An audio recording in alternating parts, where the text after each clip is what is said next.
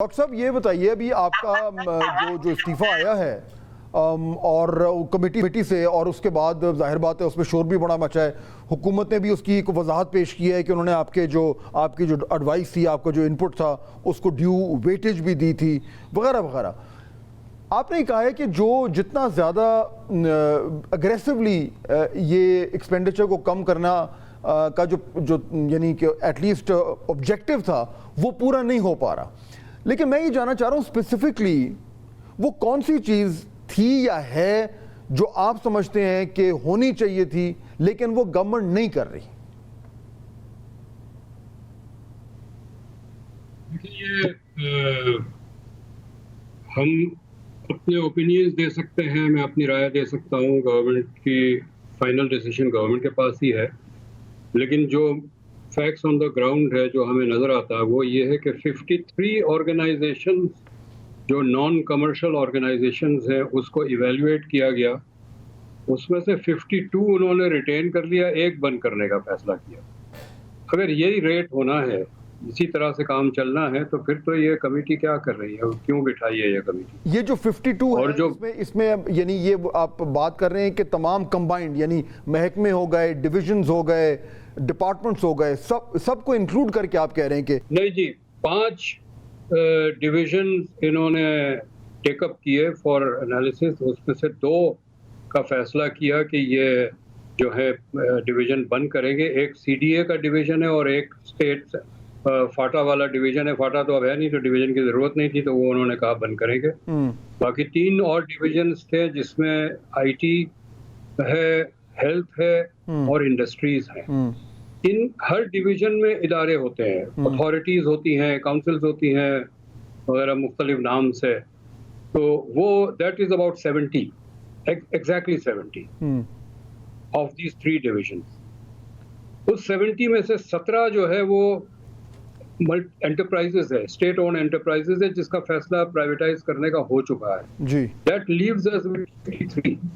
اس 53 میں سے ایک انہوں نے کہا ہم بند کریں گے، باقی سارا ریٹین کریں۔ اچھا، وہ جو 53 تھے ڈاکٹر صاحب، جب ظاہر بات ہے ان تمام پہ ڈسکشن ہوئی ہوگی، آپ اس میں شامل تھے، تو جو بھی پریزنٹیشن ہوئی، جو بھی اعداد و شمار سامنے آئے، جو بھی فیکٹس اینڈ فگرز آپ کو دکھائے گئے، جو بھی اس کی آڈٹ رپورٹس تھیں، فائنینشیلز تھے، ایکسیٹرا ایکسیٹرا، آپ کے کنسیڈرڈ اوپینین میں یہ جو 53 ہیں یہ تمام تر بند ہونے چاہیے؟ نہیں، پہلی بات تو یہ کہ ان کے اکاؤنٹس اور رپورٹس اور یہ ساری چیزیں نہیں آئی۔ ہوا یہ کہ یہ تمام جو ادارے تھے ان کے ہیڈس آف آرگنائزیشنز کو بلا کے ان سے انٹرویو لیا گیا، اور ظاہر ہے کوئی بھی آ کے یہ نہیں کہے گا کہ میرا دفتر بند کر دیں، سب نے اپنے آپ کو ڈیفینڈ کیا، اور ان میں سے ظاہر ہے آل 53 شوڈ ناٹ بی کلوزڈ، لیکن اس میں بہت سارے ہیں جو میرے اسٹرانگ اوپینینز تھے۔ سمیڈا ہے، جو small medium enterprise development authority ہے، جی جی، پاپولیشن کے 3 ادارے ہیں پاپولیشن کے ہی نام سے۔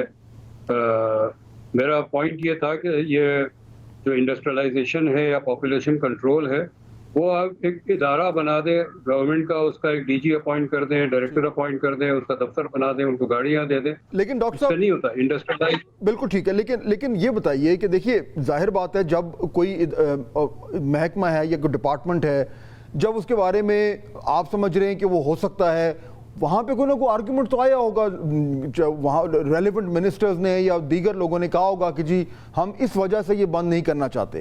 وہ کیا ہے؟ دیکھیے ایک تو ہوتا ہے لیک آف پولیٹیکل ول، لیکن بظاہر تو وہ پولیٹیکل ول اس طریقے سے نظر آ رہی ہے کہ پرائم منسٹر تو ہر جگہ ہی کہتے ہیں کہ جی ہم نے اخراجات کم کرنے ہیں، ہمارے پاس تو آپشن ہی کوئی نہیں ہے۔ تو کیا یہ پولیٹیکل ول کی کمی ہے یا ویسٹڈ انٹرسٹ ہے یا کوئی اور وجہ ہے؟ یہ جو آپ نے سمیڈا کی بات کر لیں، بڑی لمبی اس پہ تقریر کی گئی، ایک صاحب نے، انہوں نے کہا کہ جی ہماری معیشت کا حل ہی اسمال انٹرپرائزز ہیں، تو یہ ادارہ رہنا چاہیے۔ میں نے ان سے کہا کہ ادارے سے انڈسٹری نہیں بنتی، بلکہ پاکستان کی پچھلے 20 سال کا تاریخ لے تو انڈسٹریز بند ہوئی ہے، اور خاص طور پہ اسمال انڈسٹریز بند ہوئی ہے، کیونکہ جب بجلی نہیں ہوتی ہے بڑی انڈسٹریز تو جنریٹر لگا لیتے ہیں، چھوٹے والے نہیں لگا سکتے، وہ بند کر دیتے، اور ہمارے پاس ریکارڈ ہے of multiple industries shut down because of that آپ کے ایک بیوروکریٹک ادارہ بنا کے آپ سمجھتے ہیں کہ انڈسٹریلائزیشن ہو جائے گی, بیوروکریٹک ادارہ بنا کے آپ سمجھتے ہیں کہ پاپولیشن کنٹرول ہو جائے گا. ہمیں پتہ ہے کہ نہ تو کوئی انڈسٹری لگ رہی ہے, نہ اسمال اسکیل انٹرپرائز کا کوئی انقلاب آیا ہے. ڈاکٹر صاحب چلیں یہ تو ایک جو ری اسٹرکچرنگ کی آپ بات کر رہے ہیں یا آسٹیریٹی کی بات کر رہے ہیں یا ایکسائزنگ کی بات کر رہے ہیں, یہ دو ایک لارجر ہول ہے, اس کا یہ ایک سلائس ہے, اور این ممکن ہے کہ جو آپ کی رائے ہے اس سے جو حکومتی رائے ہے اس میں اختلاف ہو. آپ کا استعفیٰ دینا چلیں آپ کا ذاتی معاملہ ہے, لیکن آج کے دن آپ دیکھیں کہ یہ خبر بھی آئی ہے کہ انفلیشن جو ہے وہ سنگل ڈیجٹس میں آ گئی ہے.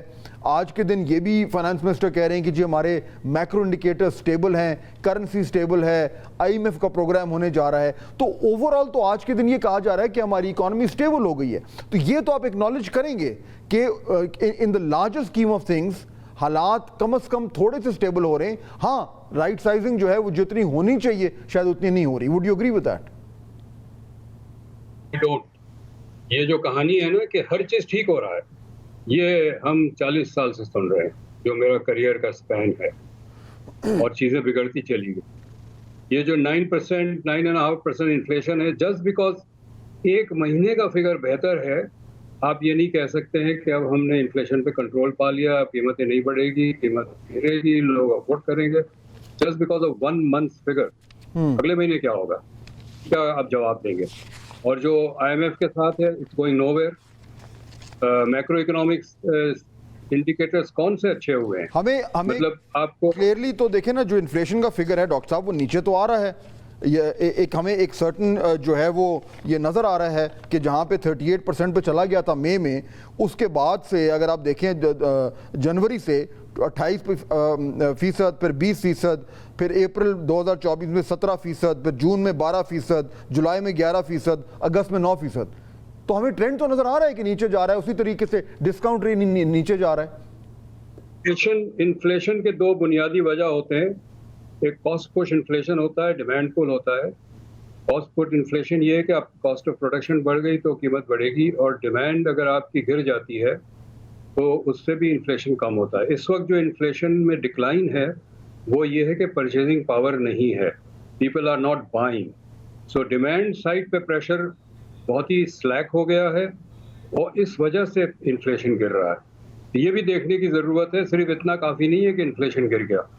Why it has fallen? Has it fallen because cost of production has fallen? That would be a good thing. But if inflation has fallen کیونکہ ڈیمانڈ ہی نہیں ہے, لوگوں کے پاس پیسے نہیں ہے چیزیں خریدنے کو, تو وہ بھی انفلیشن کو ڈپ کرے گا. اور اس وقت جو انفلیشن ڈپ ہو رہا ہے یہ اس وجہ سے ہو رہا ہے. ٹھیک, آپ نے ہائی انٹرسٹ ریٹ کر کے آپ نے منی سپلائی کو شرنک کر دیا, لوگوں کے پاس پرچیزنگ پاور نہیں ہے, لوگ خرید نہیں رہے ہیں چیزیں.